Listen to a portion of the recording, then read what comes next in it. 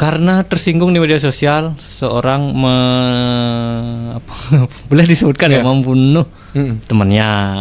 Kemudian karena dibully di media sosial, seorang anak menganiaya dan sebagainya. Nah, itu sebenarnya di agama Hindu ya, dalam Kawiniti Sastra sudah dari dulu diajarkan seperti itu. Nah, kenapa sampai saat ini masih banyak yang melakukan itu? Nah, itu yang harus kita introspeksi sebenarnya. Jadi masyarakat harus tahu dampak dari apa yang dia sampaikan, apa yang dia tonton di media sosial. Bukan hanya yang menonton yang menjadi korban, yang membuat juga bisa menjadi korban. Ya, korbannya mungkin karena dia tidak tahu konten yang dia upload itu apakah salah, benar, atau melanggar hukum atau tidak.